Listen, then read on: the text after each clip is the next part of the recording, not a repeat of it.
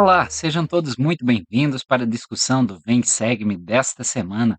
E nós temos como designação 1 Samuel 8 a 10, capítulo 13 e capítulos 15 a 16. Eu sou o Gustavo Pedrosa e você é meu convidado para que nós possamos aqui tentar aplicar essas verdades de um mundo tão antigo e perdido para a nossa realidade.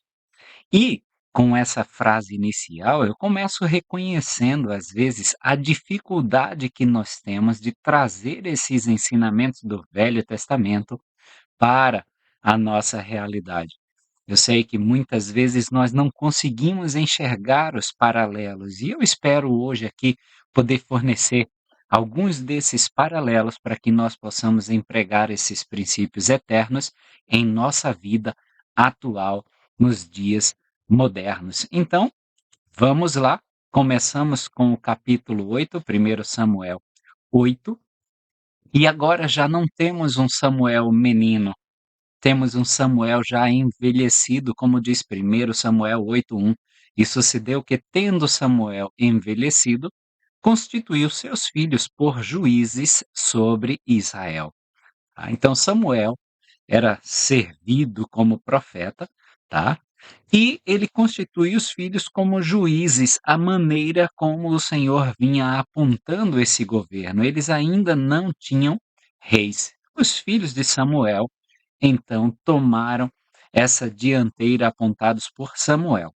Eles eram aqueles juízes que vocês devem se lembrar que de juiz tinha pouca coisa, era mais como um administrador, era mais como um general, um poderio militar, tá? E o nome do filho primogênito de Samuel era Joel, e o do segundo filho, Abias, e foram juízes em Berseba. É interessante nós olharmos um pouquinho a etimologia dos nomes dos filhos de Samuel. O primeiro, Joel, o primogênito, significa Jeová é Deus. E o segundo, Abias, significa Jeová é meu pai. Então, talvez Samuel já estivesse bem afeito ao exemplo dos filhos de Eli, né, Hofni e Finéias, que corromperam o povo. Eles, vamos fazer diferente. Eu vou dar um nome diferente, um nome que inspire esses meus filhos a se tornarem cada vez mais fiéis ao Senhor. E é isso que ele faz. Ele dá o nome de Joel e Abias. Mas olha o que acontece no versículo 3.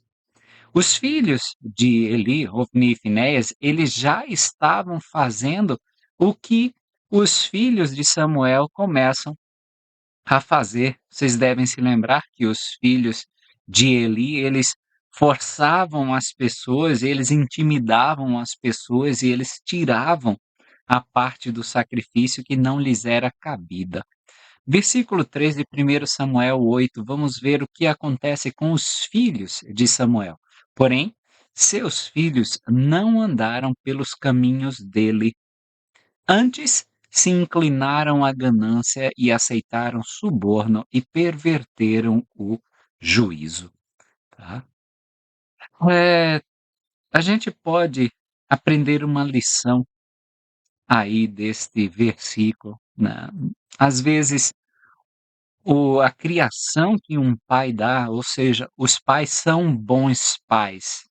Os filhos nasceram de bons pais, mas eles não seguem os ensinamentos dos pais.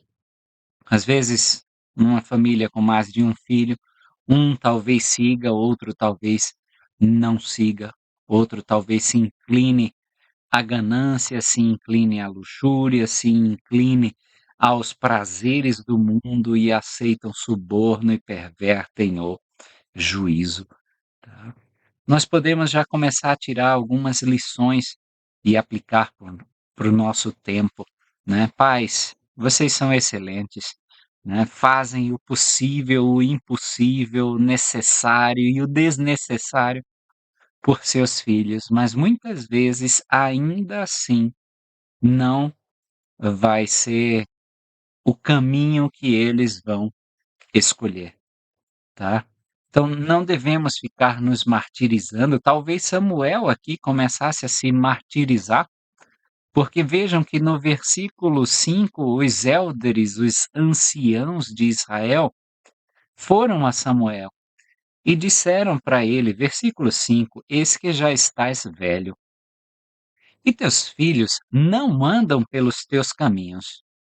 Constitui, pois, agora um rei sobre nós, para que ele nos julgue, como o tem todas as nações, tá? A gente vai ver aí que eles usam a iniquidade dos filhos de Samuel como desculpa para que eles possam se comportar como todas as outras nações, ou seja, em ter um rei, fazer tudo que o mundo vinha fazendo. E às vezes essa pode ser a nossa desculpa como membros da igreja. Olha lá, se o filho do bispo faz, eu também posso. Olha lá, se o filho do presidente de estaca está fazendo isso, que mal tem eu também fazer?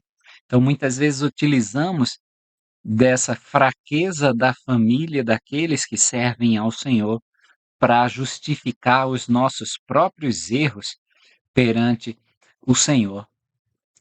Mas aí no versículo 6, Samuel, ele já não se sente bem com essa ideia. Porém, esta palavra pareceu mal aos olhos de Samuel quando disseram: Dá-nos um rei para que nos julgue. E Samuel então faz o que qualquer homem do Senhor, qualquer mulher do Senhor deve fazer quando se encontra, talvez nessa encruzilhada ou quando precisa de mais sabedoria. E Samuel orou ao Senhor. Tá?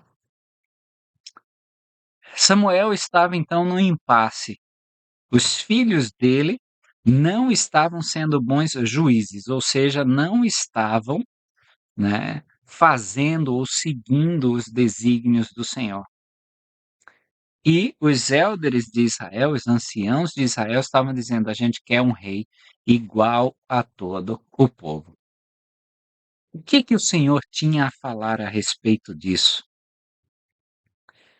E agora a gente vai chegar na resposta do Senhor e que também pode ser uma resposta para cada um de nós.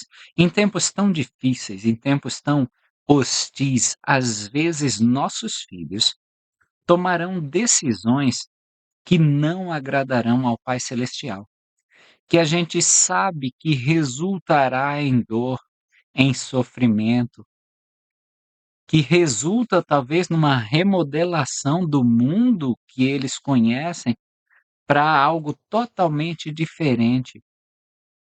E muitas vezes nós ficamos neste mesmo impasse, tá? O que que eu devo fazer, Senhor, quando o meu filho deseja seguir um caminho que eu sei que não vai dar certo, que eu estou vendo que ele está caminhando em direção ao abismo? E o que eu chamo de princípio de Samuel está contido no versículo 9, mas vamos ler 7, 8 e 9, tá? Para que nós possamos entender o que é esse princípio de Samuel e eu discorrerei aqui com vocês. Versículo 7: E disse o Senhor a Samuel: Ouve a voz do povo em tudo quanto te disserem, pois não tem rejeitado a ti. Antes, a mim me tem rejeitado para eu não reinar sobre eles. Então ele diz: Fica tranquilo, Samuel. Eles não estão rejeitando a ti. Eles não estão rejeitando aos teus ensinamentos. Eles não estão rejeitando ao teu guia. Eles não estão rejeitando a tua condução. Eles estão rejeitando a mim, Samuel. Eles estão rejeitando ao Senhor deles. Eles não querem que eu, o Senhor, reine sobre suas vidas. Versículo 8: Conforme todas as obras que fizeram desde o dia em que os tirei do Egito até o dia de hoje, e a mim me deixaram, e a outros deuses serviram, assim também o fazem a ti. Samuel, eles estão reproduzindo o comportamento que tiveram comigo desde o dia que eu tirei do Egito. Eu tirei do Egito e eles ainda assim não se voltaram para mim. Lutei as batalhas deles e não se voltaram para mim. Dei uma terra que mana leite e mel e não se voltaram para mim, e a mim me deixaram e a outros deuses serviram. Então, Samuel, talvez o Senhor esteja consolando, eles são assim, infelizmente eles são cabeça dura. Não é por algo que você deixou de fazer, mas eles têm o livre-arbítrio. Eles podem decidir por si mesmos. Infelizmente, eles têm decidido fazer a coisa incorreta, não como você ensinou, não como eu tenho ensinado desde o dia que os tirei do Egito. E agora vem o princípio do Samuel, que é composto por 3 partes. Nós vamos analisá-las no versículo 9. Agora, pois, dá ouvidos à sua voz. Porém, protesta-lhes solenemente e declara-lhes qual será o proceder do rei que houver de reinar sobre eles. Então, no versículo 9, esse princípio de Samuel pode ser destrinchado em 3 itens. Primeiro, dar ouvidos à sua voz. Segundo, protestar solenemente. E terceiro, declarar qual será o proceder do rei. Vamos analisá-las, tá? Então, primeiro, o Senhor nos dá o livre-arbítrio e ele deseja que nós hajamos por ele. Deixe-os fazer conforme eles desejam. Muitas vezes, alguns pais caem na armadilha de deixar os filhos fazerem tudo porque eles têm livre-arbítrio. Não é isso que o Senhor está ensinando. Mas chega a idade da responsabilidade, chega a idade da razão e eles sim terão que decidir por eles mesmos, sem interferência dos pais. Nós pais ensinamos e torcemos para que eles continuem agarrados aos mandamentos do Senhor. Mas às vezes eles vão decidir ao contrário. Eles têm esse livre-arbítrio. Às vezes faz até nós desejarmos que não tivessem o livre-arbítrio nessa ânsia que temos de protegê-los. Mas o Senhor diz: dá ouvidos à sua voz, ou seja, ouve o que ele tem para dizer, ouve a decisão que ele está tomando. Deixa ele fazer o que ele tem que fazer. Né? Me lembra muito também quando Jesus Cristo fala para Judas: faze o que tem que fazer, mas faze-o depressa. Não adianta. Qualquer coisa que Cristo falasse não mudaria isso. Qualquer coisa que um pai falasse não mudaria aquela decisão do filho. Tá? De todos aqueles anos que já ensinaram aquele filho, não será naquela hora que vai mudar aquela decisão. Mas ele diz: porém, protesta-lhes solenemente, tá? Diga que você é contra. Diga que você não aprova essa decisão. E aqui eu acho que a gente deve tomar também bastante cuidado. Por quê? Muitas vezes a gente vem com a desculpa: eu sou sincero, falei mesmo. Não é assim que as coisas funcionam no reino do Senhor. Nós podemos ser sinceros sem roubar o amor que essa sinceridade deve carregar. Nós devemos falar como o próprio Senhor falou em Doutrina e Convênios, seção 121, ali a partir do versículo 42, 43, com bondade e conhecimento puro que grandemente expandirão a alma sem hipocrisia e sem dolo, repreendendo prontamente com firmeza. E aí o bispo-presidente H. Burke Peterson disse que firmeza aí poderia até ser lido como clareza, repreendendo prontamente com clareza, ou seja bem claro que não aprova aquela decisão que ele está tomando. Quando movido pelo Espírito Santo, então não é movido pela raiva, não é movido pelo descontentamento, não é movido pela angústia, não é movido pelo desapontamento. E depois mostrando então um amor maior por aquele que repreendeste, para que ele não te julgue, seu inimigo. É o restante do versículo 43 da seção 121. Então o Senhor disse que ele deveria, né, protestar solenemente. Eu acho também interessante que o Senhor, na seção 124, ordena Joseph Smith a fazer uma proclamação solene. Vocês podem ver no versículo 2: tuas orações são aceitáveis perante mim. Talvez essas mesmas orações de um pai, como Samuel aí, ele se voltou ao Senhor, porque estava, né, nessa encruzilhada. E em resposta a elas, continuando o versículo 2 da seção 124, digo-te que és agora chamado para fazer imediatamente uma proclamação solene de meu evangelho, tá? Essa proclamação solene de meu evangelho, de tempos em tempos, é feita pela igreja. E talvez seja feita justamente como no versículo 9 de 1 Samuel 8, é um protesto solene. Nós tivemos uma proclamação há pouco tempo atrás que é da família. Quando todo mundo está indo para uma direção contrária ao estabelecimento de famílias, o Senhor diz: faz uma proclamação solene da família. E foi feita essa proclamação solene como um protesto solene de nós que temos o Evangelho restaurado e somos seguidores de Cristo, em defesa a favor da família, conforme instituída pelo Senhor. E ele diz ainda: declara-lhes qual será o proceder do rei. E agora, o terceiro item é alerta das consequências. Fala para eles sobre as consequências, tá, que eles vão ter.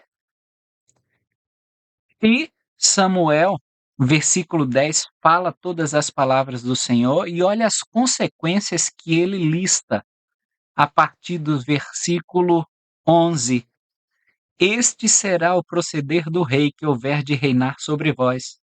Ele tomará os vossos filhos e os empregará para os seus carros e como seus cavaleiros para que corram adiante dos seus carros. Mais consequências, e os porá por capitães de 1000 e por capitães de 50, e para que lavrem a sua lavoura, e ceifem a sua ceifa, e façam as suas armas de guerra, e os petrechos de seus carros.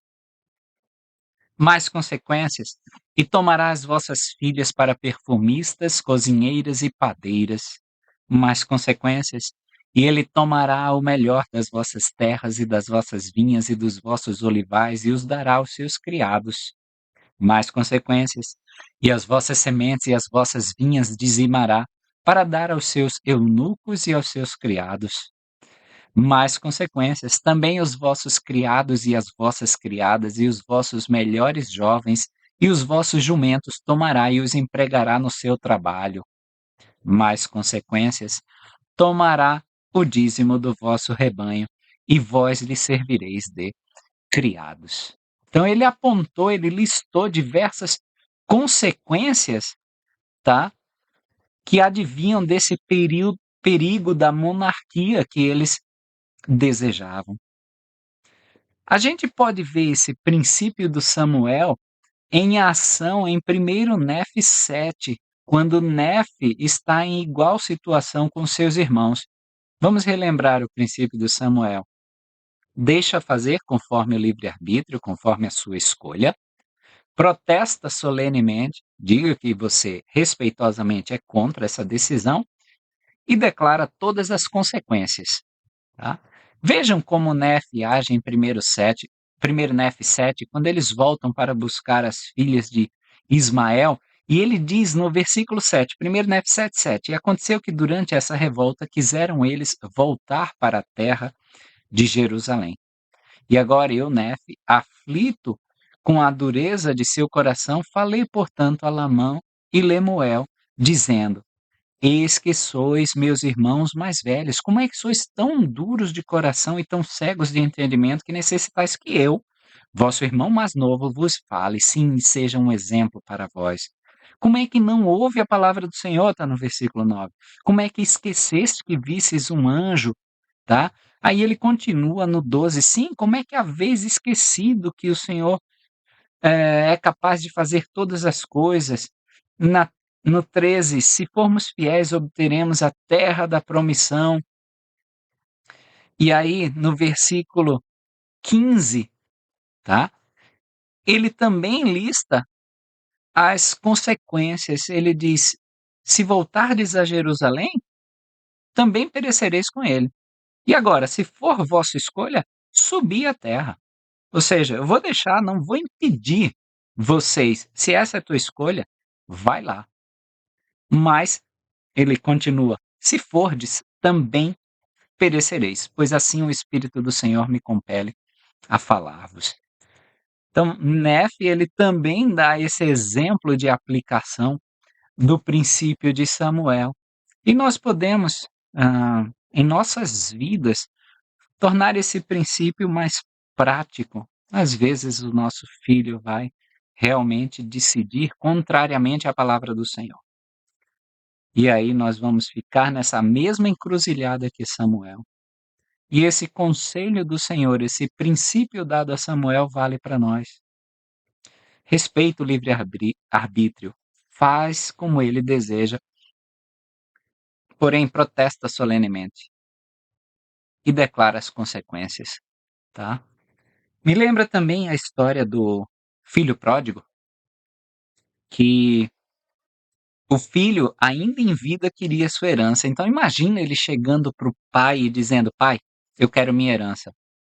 Aí o pai está dizendo: peraí, você sabe o que isso implica ou sabe como funciona a questão toda de herança? Sei, pai. Peraí, só para ficar claro. Você sabe que a herança só é dada quando eu morro. Você sabe disso? Sei, pai.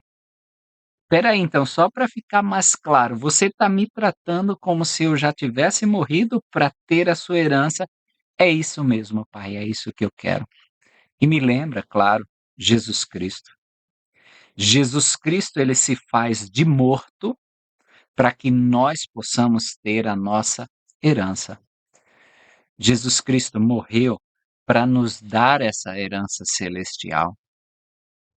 Aquele pai, ele não vai tentar impedir o seu filho, ele faz conforme a vontade dele.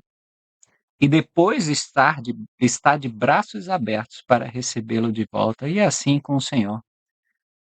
Ele diz aí também, quando nós lemos a história de Nefe e seus irmãos, que o Espírito do Senhor ele não ia ficar lutando o tempo todo, tá? Com o coração do homem. Ele diz no versículo 14, 1 Nefe 7,14: pois eis que o Espírito do Senhor logo cessará de lutar com eles. O Senhor não vai ficar em cima o tempo todo, não vai ser naquele momento que eu vou conseguir convencê-los, meus filhos, contrários à sua decisão já tomada. De anos e anos que eu ensinei a palavra do Senhor. Então eu deixo que façam, tá? Conforme a sua vontade, protesto solenemente e declaro todas as consequências que advirão por conta disso.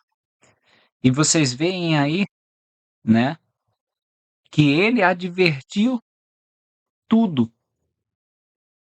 E olha só, no versículo 19, porém o povo não quis dar ouvidos à voz de Samuel e disseram: não, mas haverá sobre nós um rei.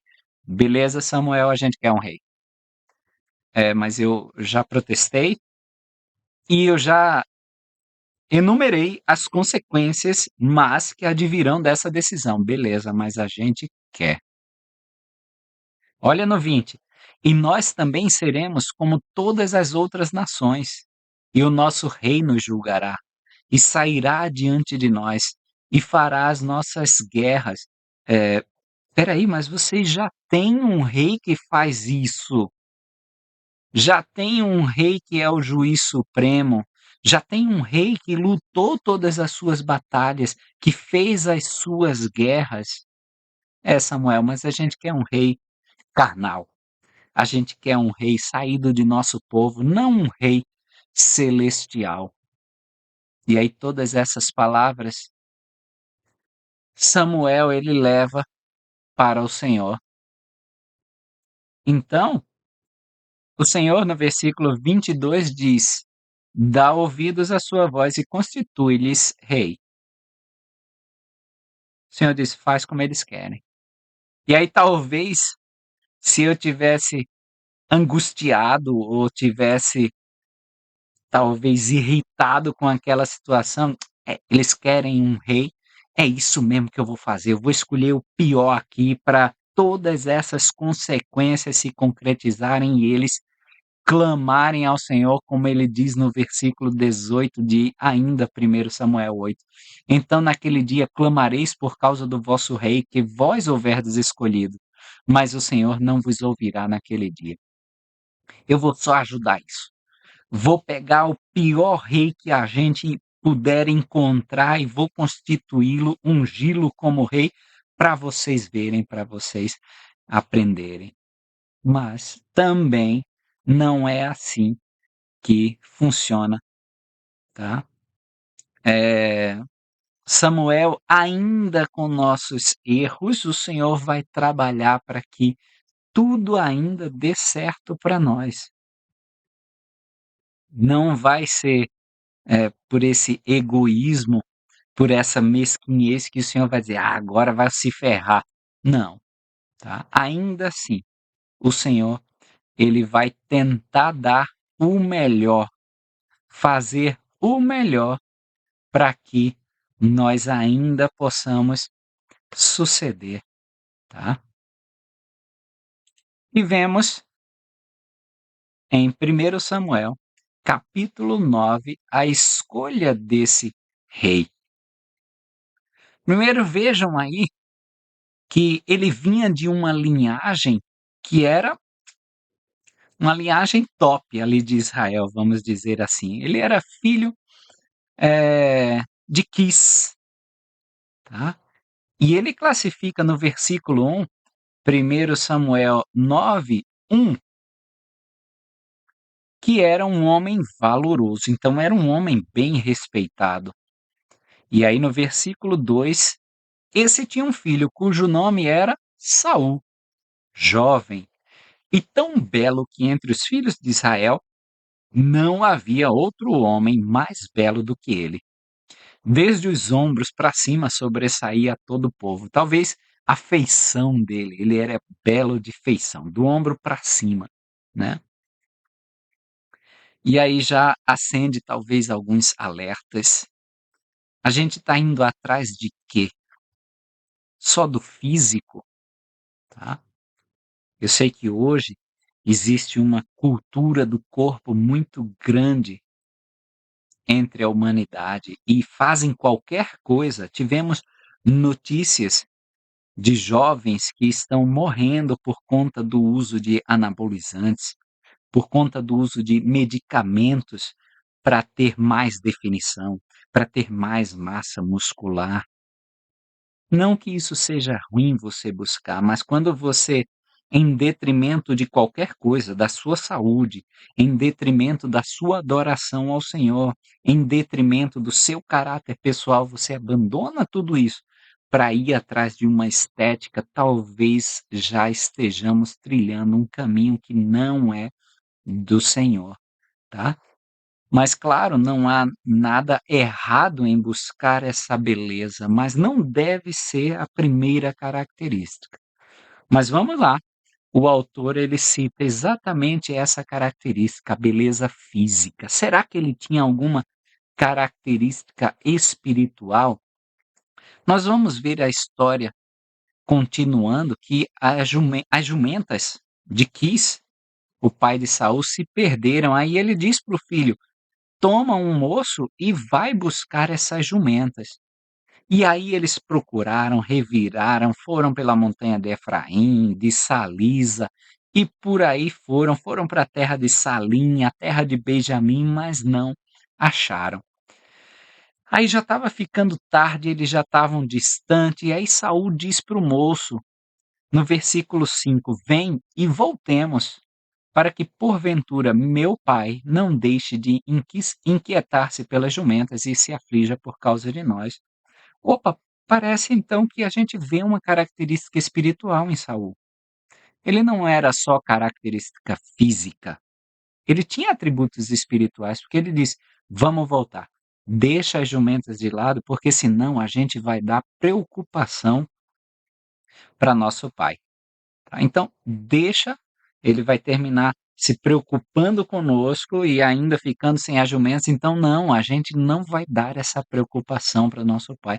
Ele parecia estar se importando mesmo com o que o pai sentia. E no versículo 6, porém, ele lhe disse: "Eis que há nesta cidade um homem de Deus, e homem honrado é. Tudo quanto diz sucede assim infalivelmente. Vamos agora lá. Porventura nos mostrará o caminho que devemos seguir." Tá?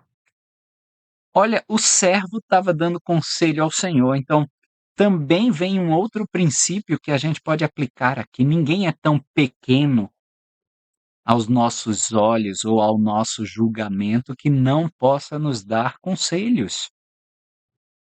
Todos têm a sua sabedoria, a sua experiência que podem nos passar. Aqui o servo disse: "Ó, tem um profeta por aqui.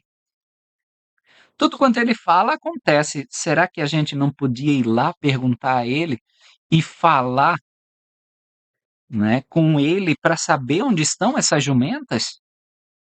Aí Saul: "Boa ideia, mas eu não tenho nada para oferecer para aquele homem." Ou seja, a gente vê também uma certa deferência por parte de Saul, mas alguma qualidade espiritual. Ele sabia que aquele era um homem que deveria se honrar por causa do chamado do Senhor. Ele diz: "Ó, a gente não tem nada, não tem mais nem pão, não tem nenhum presente ou nenhuma oferta para levar para aquele homem de Deus." E aí mais uma vez o servo, o moço, diz a Saul: "Ó, eu ainda tenho um quarto de ciclo de prata. Eu ainda tenho aqui um pouquinho de prata, né, e a gente pode dar isso para o homem de Deus para eles nos mostrar o caminho. Beleza?" Saul disse: "É, tá bom, vamos lá." Saul concorda no versículo 10: "Bem dizes, vem, pois, vamos." E foram achar o homem de Deus. E aí ele acha no caminho essas moças que saíram para tirar água e pergunta: "Onde é que eu acho esse profeta do Senhor?"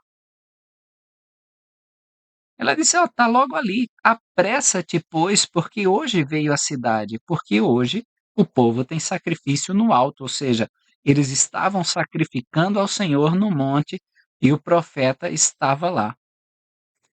Assim que você entrar na cidade, elas continuam dizendo, você logo vai achar, não vai ter erro, é onde a multidão está reunida, e acha antes que ele suba aí no alto para comer, porque o povo não comerá até que ele venha. Porque ele é o que abençoa o sacrifício e depois comem os convidados. Olha só, mais uma vez a questão de comida, simbolizando aí convênio, a aliança de Deus, e tudo isso era mediado pelo sumo sacerdote, pelo profeta do Senhor aí, Samuel. E eles correram para lá. E quando eles correm para lá, é registrado no versículo 15 que o Senhor já tinha revelado aí aos ouvidos de Samuel, o profeta em questão, um dia antes que Saul chegasse, já tinha vindo essa revelação do Senhor. E essa revelação do Senhor, ela diz o seguinte no versículo 16 de 1 Samuel 9: "Amanhã, a estas horas, te enviarei." Olha como tudo é preparado pelo Senhor. Não era coincidência, não era acaso, não era o universo conspirando. "Te enviarei um homem da terra de Benjamim, o qual ungirás por capitão sobre o meu povo de Israel. E ele livrará o meu povo da mão dos filisteus, porque tenho olhado para o meu povo, porque o seu clamor chegou a mim. O que eu acho interessante, tá? É que vejam a característica dele, tá? Que ele se sobressaía a todo o povo, talvez ele fosse muito alto e breve, futuramente, no reinado desse homem muito alto, tem um gigante que vem para apavorar o povo, o gigante Golias, né? Então talvez o Senhor já tinha preparado alguém à altura, e à altura aí literalmente, fisicamente, desse que ele teria que enfrentar, tá? Você vai ungí-lo por capitão e ele vai livrar o povo. Essa é a promessa que é feita a Jesus Cristo. Christos, em grego, significa o ungido, tá? O Messias. Essa unção era feita aí por reis, por sacerdotes, era um símbolo aí de investidura com o Espírito do Senhor. Como eu falei, essa unção era feita aos sacerdotes em Êxodo 30, do versículo 23 a 38, ou em Levítico, capítulo 8, versículos 10 a 36. E aí, quando Saul vai ser consagrado como rei, que vai ser agora no capítulo 10, versículo 1, a monarquia vai se iniciar como uma instituição divina. A gente vê aí que o Senhor pede para ele ungir por capitão, talvez até para lembrar a Saul que, olha, você é um capitão, o rei mesmo é o Senhor. Você não está sendo ungido como um rei, mas alguém que segue ordens de um rei. Lembre-se disso, Saul. Tá? E olha a linguagem de convênio também. Porque tenho olhado para o meu povo, porque o seu clamor chegou a mim. Eu ouvi a sua voz, a gente já viu que é essa história, e o Senhor lembrou-se dele. Ou quando ele fala, o seu clamor chegou a mim, parece muito quando ele vai chamar Moisés para libertar, livrar o povo, assim como ele chama Saul. Versículo 17: quando Samuel viu Saul, o Senhor lhe respondeu: eis aqui o homem de quem já te falei. Este dominará o meu povo, tá? E olha como a gente já falou também que esses homens do Senhor se assentavam à porta, assim como Eli fazia para julgar o povo. Quando ele chega já no meio da porta da cidade, tá? Saul já está lidando com Samuel, mas não o reconhece, não vê nele o profeta do Senhor. Porque ele diz: mostra-me, peço-te, onde é a casa do vidente? Aí Samuel diz: opa, tá aqui, ó. Eu sou o vidente. Sobe comigo. Vem fazer a refeição cerimonial comigo. Vem entrar em convênio aqui com o Senhor e comigo. E pela manhã te despedirei. E tudo que está no seu coração, eu vou te declarar. E olha só no versículo 20. Quanto às jumentas que há 3 dias se te perderam, não se preocupa, elas já foram encontradas. Imagina nessa hora. Saul deve ter dito: nossa, mas eu nem falei o que que eu vim fazer aqui. E ele já sabia da minha preocupação, já sabia o que me preocupava no coração. E aí Saul responde: não sou eu filho de Benjamim, da menor das tribos de Israel? E a minha família, a menor de todas as famílias da tribo de Benjamim? Por que, pois, me falas com semelhantes palavras? Ele disse: olha, eu sou pobre, talvez. Eu sou da família menorzinha. Você deve estar se confundindo. Por que você me fala como me falou aí no versículo 20? E para quem é todo o desejo de Israel? Porventura não é para ti e para toda a casa do meu pai? Israel não está me desejando, não. Não está desejando. a linhagem do meu pai, eu sou o menorzinho, sou até a tribo mais desprezada, né? Mas aí Samuel pega Saul, o moço, leva lá para a câmara e deu-lhes lugar acima de todos os convidados, que eram uns 30 homens. Então, imagina ele trazendo esse estranho, colocando na frente de todo mundo, ó, é esse daqui, tá?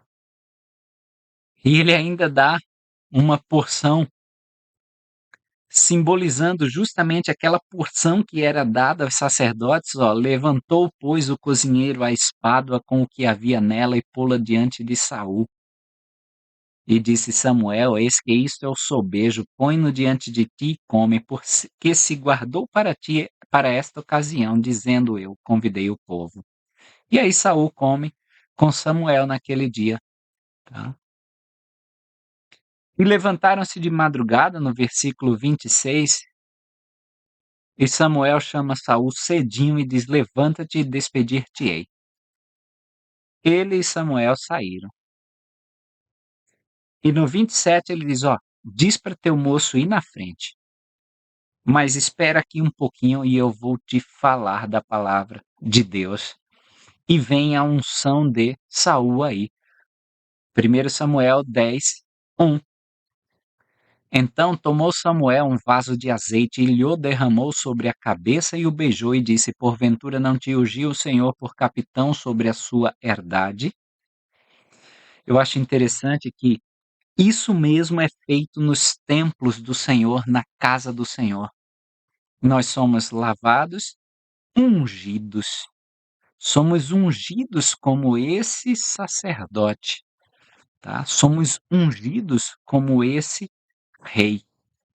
Esse símbolo da unção com o Espírito do Senhor, da mesma forma que Cristo foi o ungido, ok?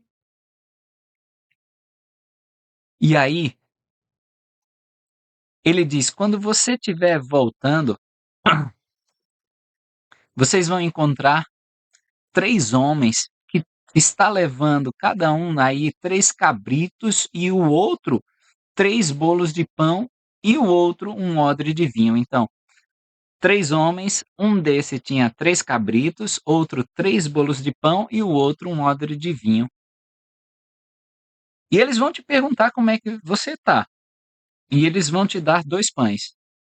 Talvez até uma preocupação para a volta de Saul, o ungido do Senhor. Ele disse: "Olha, eles vão te prover para essa volta do caminho. Você já está sem pão na bolsa". Lembra que ele falou para o moço, e o moço que disse: "Ah, eu tenho aí 1/4 de ciclo de prata". E aí, você vai ao outeiro de Deus, versículo 5, 1 Samuel 10, 5, vai encontrar um grupo de profetas que eles estão festejando saltério, tambor, flauta, harpa e vão profetizar. E nesse momento, o Espírito do Senhor se apoderará de ti. Parece o mesmo que foi falado de outros juízes, de outros capitães. Isso acontecia, por exemplo, com Sansão. E profetizarás com eles. E o que é mais interessante, te tornarás um outro homem.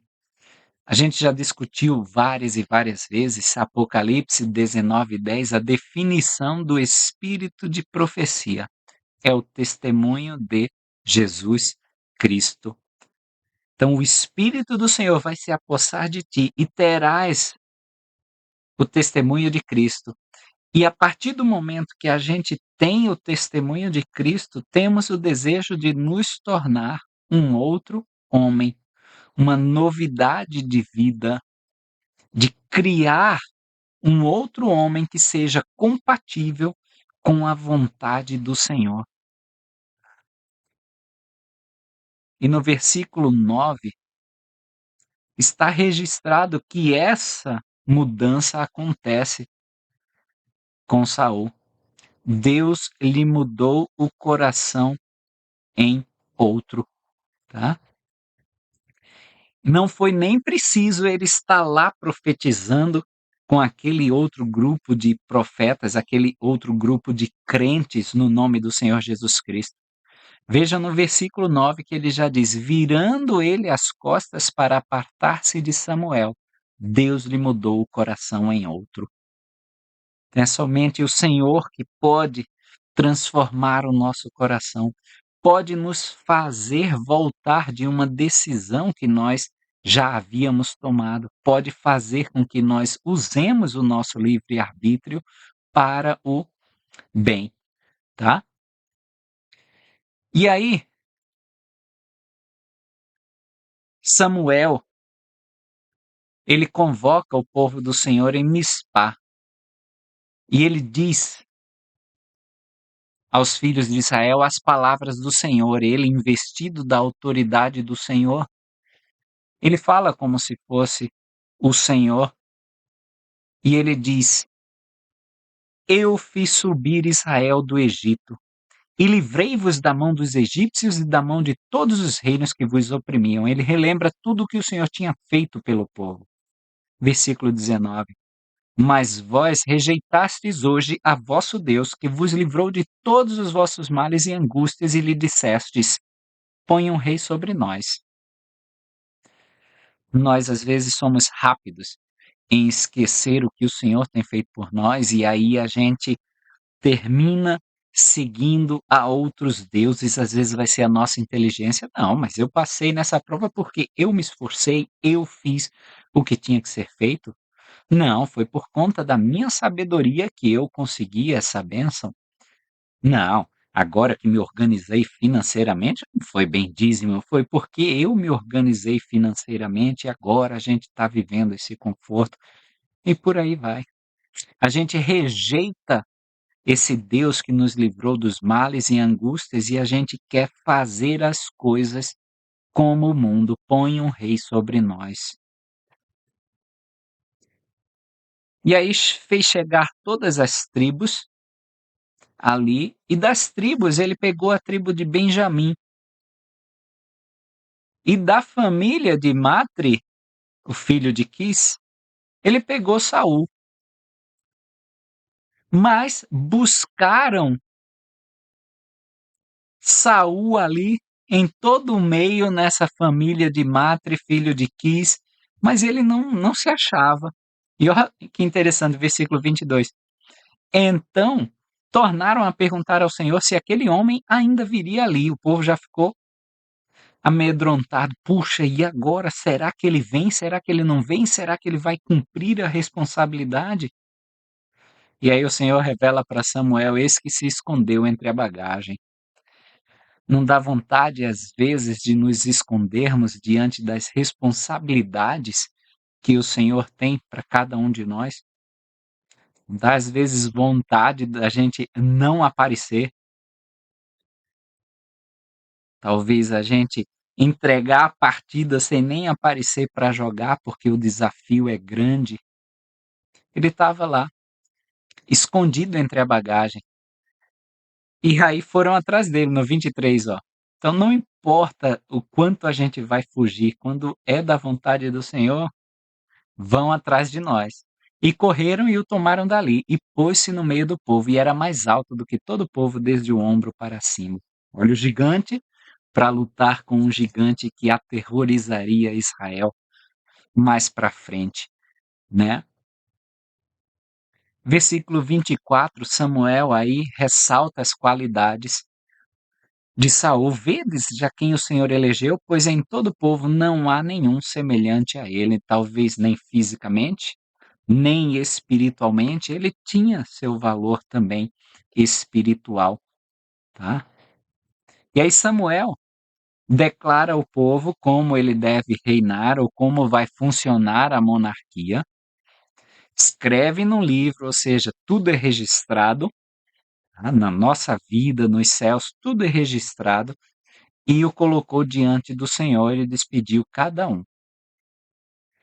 Versículo 26, e foi também Saul à sua casa a Gibeá, e foram com ele do exército aqueles cujo coração Deus tocara. Então, todos aqueles que tiveram testemunho, tá? Dos feitos do Senhor acompanharam Saul, mas os filhos de Belial disseram: como este homem nos há de livrar? Pegou da menor tribo, Benjamim, O que tem nele? E o desprezaram, e não lhe levaram presentes, porém, ele se fez de surdo. Não tem hoje, né, um ditado que é melhor se fazer de doido, né? Desde aquela época, Saul já estava praticando isso. É melhor, às vezes, se fazer de surdo do que se ouvir e se importar com algumas coisas.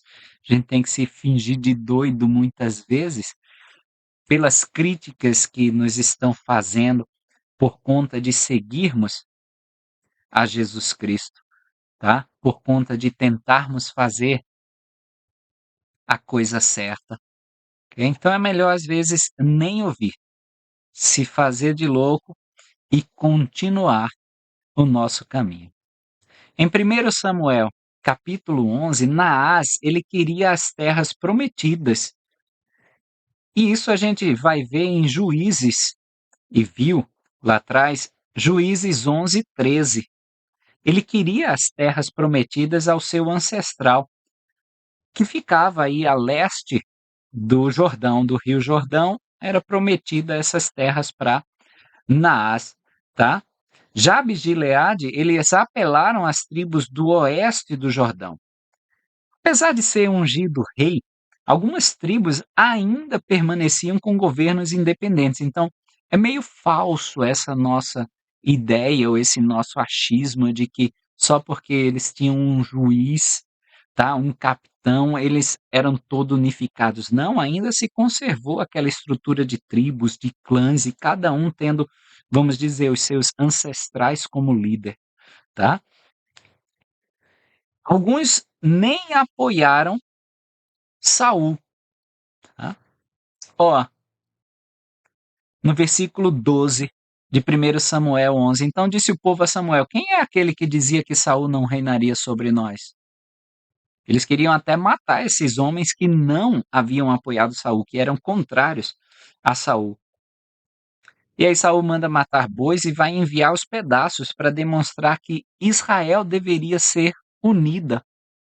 No versículo 7, tomou um par de bois e cortou-os em pedaços, e os enviou a todos os termos de Israel pelas mãos dos mensageiros, dizendo: qualquer que não seguir Saul e Samuel, assim se fará aos seus bois. Então caiu o temor do Senhor sobre o povo, e saíram como um só homem. Claro que eles seguem por conta do medo, não é aquele seguir genuíno, mas eles terminam seguindo a, a Saul, tá? E aí tão grande foi essa aceitação que tiveram de Saul que eles queriam realmente matar aqueles que foram contra, ok? A gente vai ver em 1 Samuel 12 o testemunho de Samuel sobre como o Senhor abençoou o povo desde o início, e que eu acho muito interessante e gosto muito é o versículo 23. Mas antes eu queria discorrer um pouquinho com todos vocês sobre esse testemunho de Samuel. Vejam no versículo 9 que ele já diz: porém, esqueceram-se do Senhor, seu Deus. No versículo 12, ele diz que o povo, depois de ter se esquecido do Senhor Deus, diz: não, mas reinará sobre nós um rei, sendo, porém, o Senhor vosso Deus, o vosso rei. Já tinha um rei e agora vocês queriam um rei carnal como todas as outras nações? E ele continua: agora, pois, vedes aí o rei que elegestes e que pedistes, e eis que o Senhor pôs sobre vós um rei. Vocês que queriam, o Senhor deu. Pedi e recebereis. Versículo 14: se temerdes ao Senhor e o servirdes, e derdes ouvidos à sua voz, e não fordes rebeldes à palavra do Senhor, então vós, como o rei que reina sobre vós, seguireis o Senhor vosso Deus. Tá? Ele diz aí: se der ouvidos à voz do Senhor e não for rebelde, vocês vão seguir, se o rei também seguir a Deus. Versículo 15: mas se não derdes ouvidos à voz do Senhor, mas antes fordes rebeldes à palavra do Senhor, a mão do Senhor será contra vós, como era contra vossos pais. É simples assim na nossa vida. O Senhor vai estar conosco quando nós estamos com Ele, tá? Versículo 17: Não é hoje a ceifa do trigo? Clamarei, pois, ao Senhor e dará trovões e chuva. E sabereis e vereis que é grande a vossa maldade que fizestes perante o Senhor, pedindo para vós um rei. Vocês já tinham esse rei que dava tudo. 18: Então invocou Samuel ao Senhor, e o Senhor deu trovões e chuva naquele dia, pelo que todo o povo temeu sobremaneira ao Senhor e a Samuel. Vejam que eles estavam em iniquidade por terem pedido esse rei. O Senhor concedeu, e ainda assim não deixou de atender ao pedido deles de ter chuva, de ter colheita. E Samuel conforta o povo, ele diz: Não temais, vós cometestes todo esse mal. Porém, não vos desvieis de seguir ao Senhor, mas servi ao Senhor com todo o vosso coração. Tudo bem, vocês fizeram mal ao Senhor, mas vamos seguir ao Senhor daqui para frente. Vamos nos arrepender. 21: E não vos desvieis, pois seguirias as vaidades que nada aproveitam, e tampouco vos livrarão, porque vaidades são. Às vezes eu quero seguir aquela celebridade, fazer aquela dieta daquele astro do cinema e por aí vai. A gente fica seguindo vaidades que nada se aproveitam e não nos livram, porque vaidades são. 22: O Senhor não desamparará o seu povo por causa do seu grande nome, porque aprouve ao Senhor fazer-vos o seu povo, ainda assim o Senhor não vai se esquecer. E no 23 tem essa máxima que eu acho o máximo. E quanto a mim, longe de mim que eu peque contra o Senhor, deixando de orar por vós, antes vos ensinarei o caminho bom e direito. Tá? Então, era até um pecado Samuel deixar de orar pelo povo, mesmo em iniquidade. É até um pecado nós deixarmos de orar pelo nosso próximo, mesmo que ele esteja em pecado. Nós estamos pecando ao Senhor quando nós, larguei de mão. Esse daí faça o que quiser. Não é assim que funciona no reino do Senhor. Ele diz: Antes, eu não vou pecar o Senhor, contra o Senhor. Antes, vos ensinarei o caminho bom e direito. Eu vou continuar ensinando. Eu vou continuar alertando. Eu vou continuar falando. E ele termina no 24 e 25: Tão somente temei ao Senhor e servi-o fielmente com todo o vosso coração, porque vede quão grandiosas coisas vos fez. É só isso. Temei ao Senhor, ou seja, obedece ao Senhor, serve ao Senhor fielmente com todo o coração. Porém, olha as consequências. Se perseverardes em fazer o mal, perecereis, tanto vós como o vosso rei. Então, se continuar nesse caminho, é melhor se prepararem, tá? É melhor. E aí vamos para o capítulo 13 de 1 Samuel. 1 ano tinha já Saul reinado sobre o povo e estava reinando o segundo ano, tá certo? Nós vamos ver aí no versículo 5 que provavelmente o número correto era de 3.000 e os filisteus se ajuntaram para pelejar contra Israel, 30.000 carros e 6.000 cavaleiros, e o povo em multidão como a areia que está à borda do mar. Às vezes eles escreviam com esses superlativos para enfatizar, né?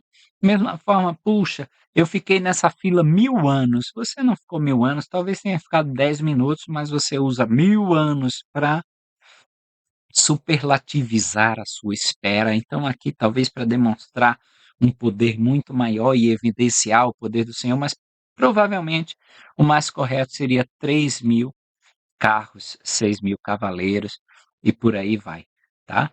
Os escribas aí, eles alteram às vezes conscientemente para, né, engrandecer os feitos de Israel. Mas vocês veem que a partir daí Saul, ele vai começar a se achar muito mais do que ele era. Vai começar a se achar a última bolacha do pacote, porque foi escolhido pelo Senhor, tá? Porque o povo estava apoiando, porque ele estava progredindo, tá? a gente então pode se perguntar: eu respeito o que eu sou ou eu tento ficar me engrandecendo para parecer mais do que eu sou aos olhos daquele mesmo mundo que segue o caminho diverso do Senhor? Eu aceito também, né, o tempo do Senhor para que eu possa me tornar grande como Ele deseja? Ou eu preciso me engrandecer porque eu ainda não cheguei lá e eu quero já ser o que o Senhor espera que eu seja? A gente pode ver alguma coisa sobre isso no versículo 39 de Doutrina e Convênios 121. Aprendemos por tristes experiências que é a natureza e índole de quase todos os homens. Tão logo suponham ter adquirido um pouco de autoridade, começar a exercer imediatamente domínio injusto, tá?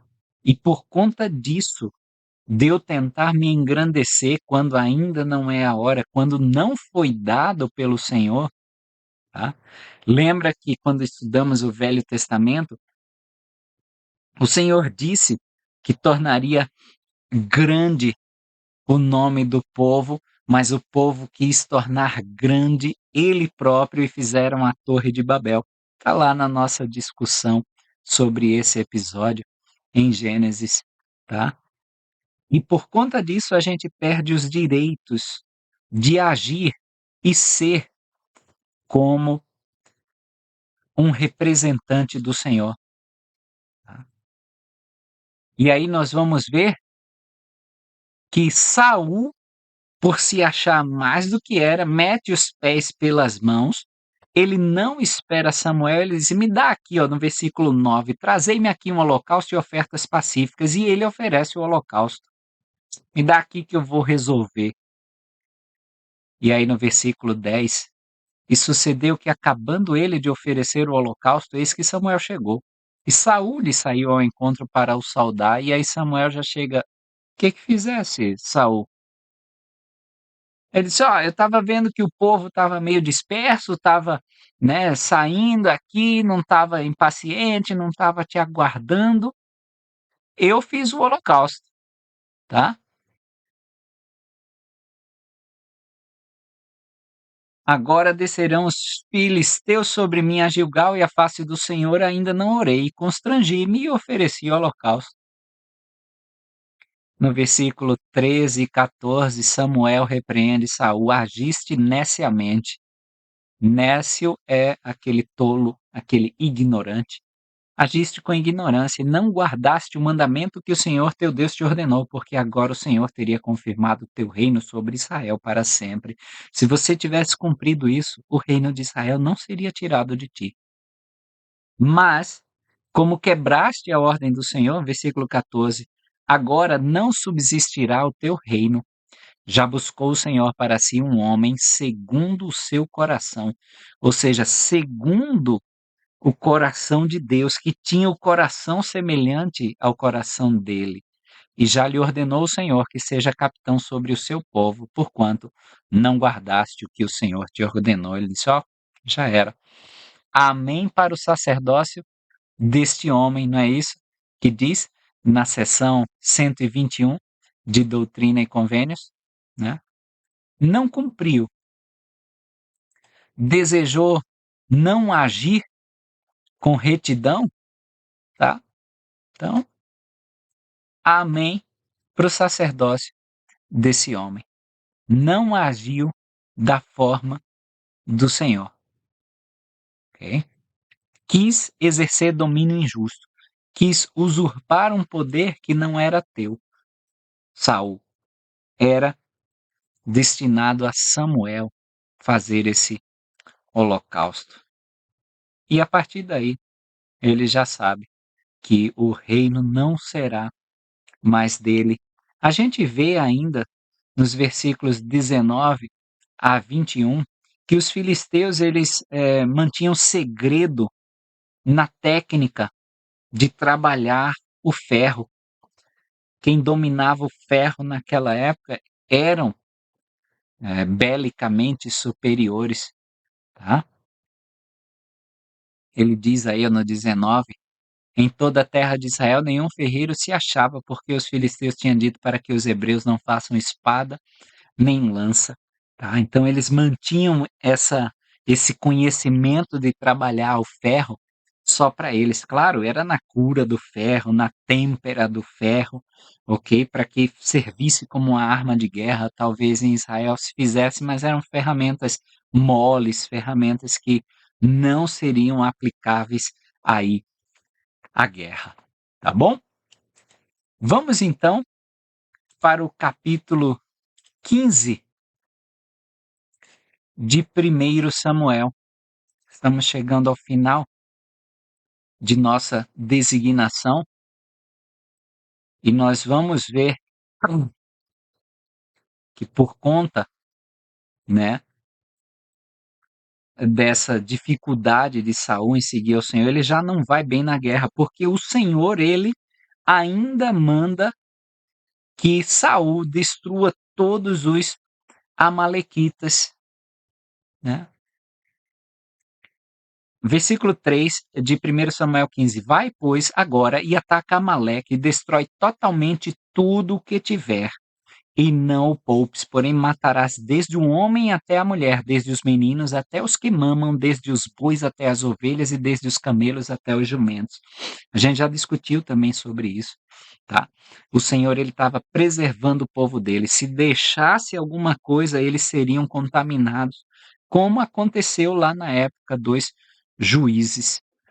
E Saul, ele vai desobedecer ao Senhor, ele não acata essa ordem. E Saul e o povo pouparam Agag, versículo 9, e o melhor das ovelhas e das vacas, e as da segunda ordem, e os cordeiros, e o melhor que havia, e não os quiseram destruir totalmente. E aí vem a palavra do Senhor a Samuel, a partir do versículo 11.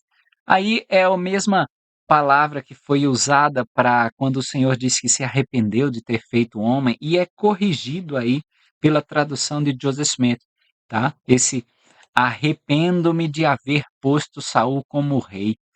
O radical hebraico da palavra significa suspirar, quando você está triste ou quando você encara aquela tarefa e dá aquele suspiro, tá?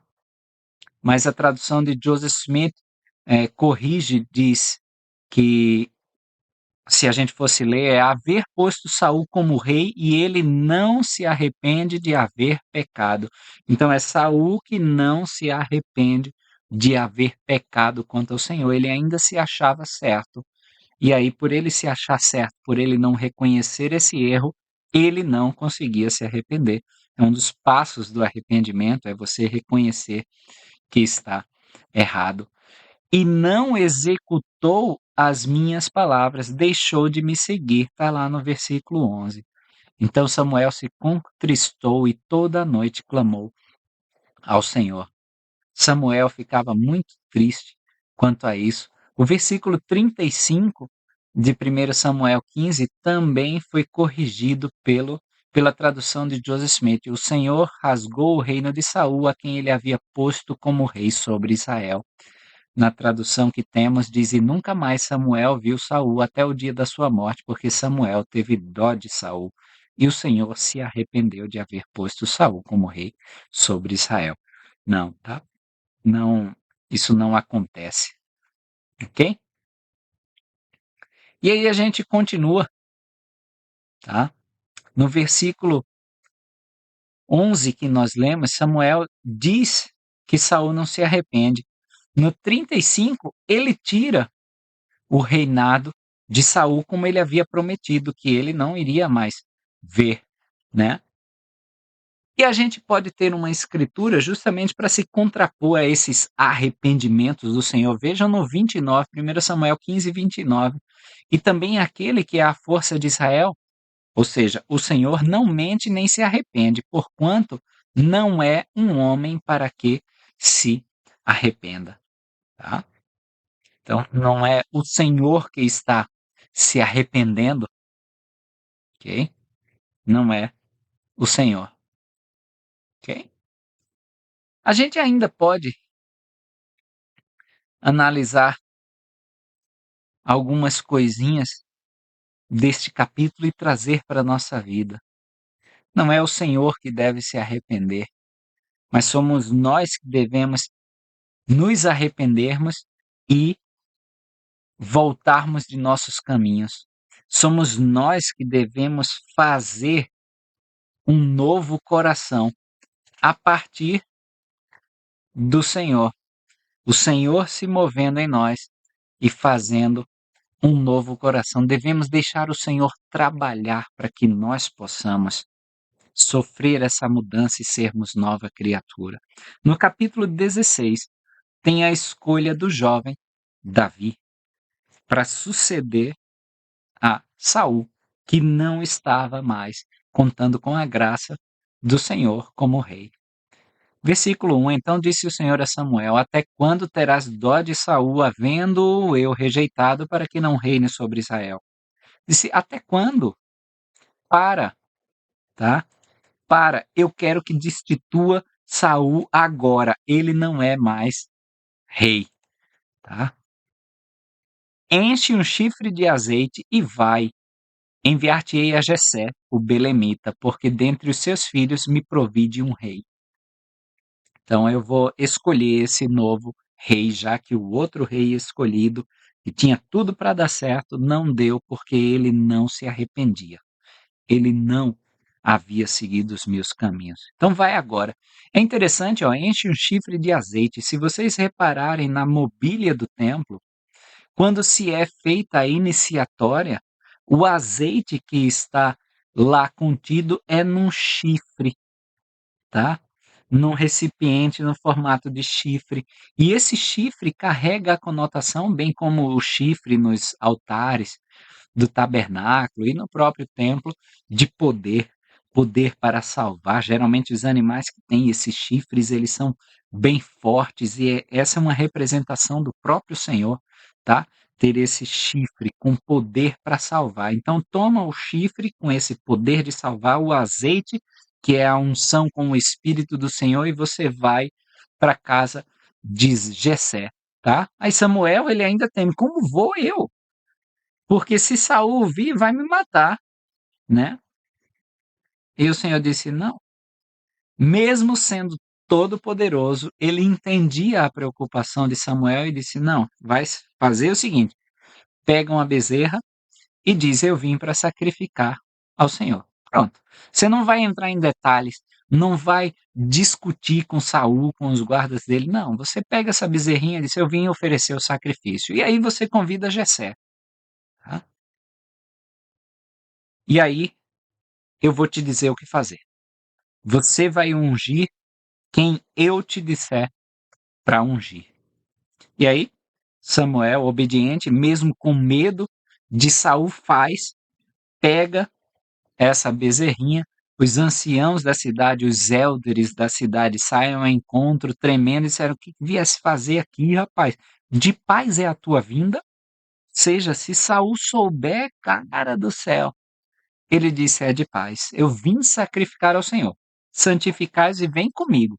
E aí ele santifica também Jessé e aos filhos e convida para esse sacrifício. E aí, quando eles entraram, ele viu Eliabe, que era um desses filhos da família de Jessé.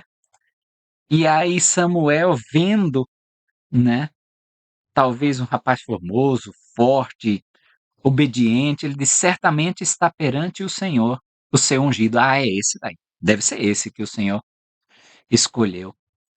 Como a gente às vezes julga as pessoas pela aparência delas, ou julga o livro pela capa, como a gente fala, né? Ele diz: ah, é esse daí, é esse que o Senhor ungiu. Pô, forte, alto, bonito, obediente, trabalhando aqui com o pai, deve ser esse. Mas aí o Senhor repreende a Samuel. Versículo 7. Como ele nos repreende o tempo todo quando nós prejulgamos esses nossos irmãos, seus filhos, não atentes para a sua aparência, nem para a altura da sua estatura. Você escolheu um alto lá atrás, né? Você escolheu um bonito lá atrás e olha o que que deu. Porque eu rejeitei, porque o Senhor não vê como vê o homem, pois o homem vê o que está diante dos olhos, porém o Senhor olha para o coração. O Senhor ele não atenta para nossas roupas, para a quantidade de ouro que nós estamos cobertos, para nossa fala articulada. Não é isso que o Senhor olha, tá? Para o nosso lábio bem retocado, bem preenchido, sobrancelha bem feita, a barba. Não é isso que o Senhor está olhando. O Senhor olha para o coração, tá? E aí Jessé chama outro filho, Abinadab, e aí passa diante de Samuel. Samuel disse: não, também não é esse não. E aí fez passar Samar, outro filho, ele disse: não, não é esse não. E aí Jessé, ele passa os 7 filhos diante de Samuel, talvez mais aí, ó, sete filhos bons, 7 filhos perfeitos, 7 filhos de boa aparência. E aí Samuel diz a Jessé: o Senhor não escolheu estes. Aí Samuel ainda pergunta para Jessé: não tem mais nenhum? Acabaram-se os jovenzinhos? E ele diz: ó, tem o menorzinho, o mais raquítico, o pequenininho, que está apacentando as ovelhas. Tá lá, tá cumprindo minhas ordens, mas eu acho que você não vai querer ele não, porque é o menorzinho, né? Não é forte, não é bonito, não é o mais inteligente. E aí Samuel disse para Jessé: traz aqui. A gente não vai se assentar ainda à mesa enquanto eu não vir esse garoto. E eles trouxeram, e a característica era ruivo e formoso de semblante e de boa presença. Era um moleque bem arrumado, né? E aí o Senhor diz a ele: levanta-te e unge-o, porque é este mesmo. É esse. Eu escolhi o menorzinho. Da mesma forma que meu filho vai vir como um servo apacentando as ovelhas, ele é um símbolo de mim. Eu vou escolher esse menorzinho. E o Espírito do Senhor se retirou de Saul. Versículo 14. E o atormentava um espírito mau da parte do Senhor? Claro que não. A tradução de Joseph Smith corrige dizendo que não era do Senhor, tá? Esse espírito que não era do Senhor é que atormentava Saul. Claro, ele já estava completamente fora da presença do Senhor, não estava, tá?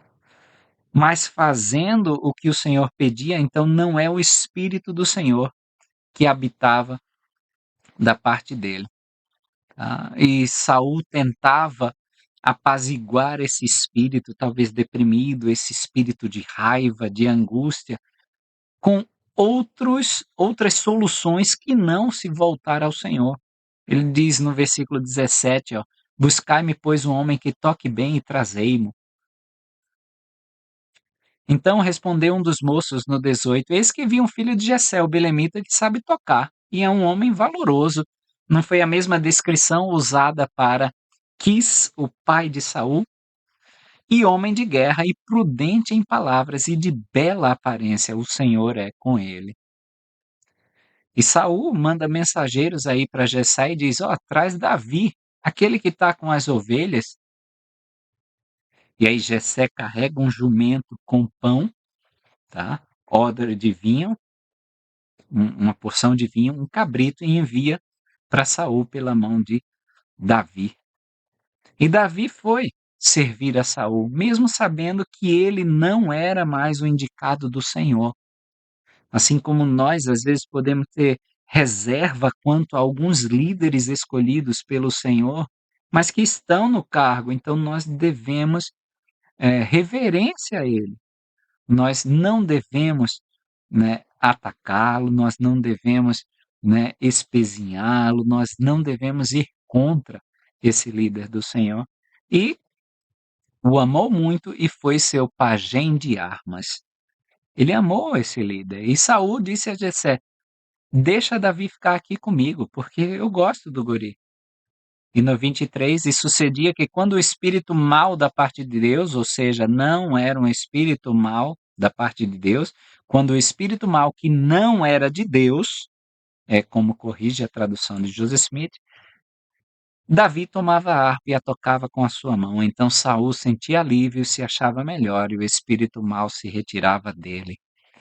É bom nós estarmos juntos de pessoas boas, trazem alívio para nossa alma, têm bons conselhos, têm bons exemplos. Então, quando Davi estava com Saul, ele sentia certo alívio, tá? Ele sentia que o Senhor estava ali presente com ele, mesmo que fosse através do seu servo Davi. Então, que nós possamos ser esses que tragam alívio para essas almas atormentadas, que nós possamos ser dignos para tocar a nossa harpa do Evangelho e com essa música, esse canto que redime, aliviar almas aflitas, assim como Davi, um exemplo do Salvador, fazia. E como o Salvador faz com nossas almas, hoje e sempre.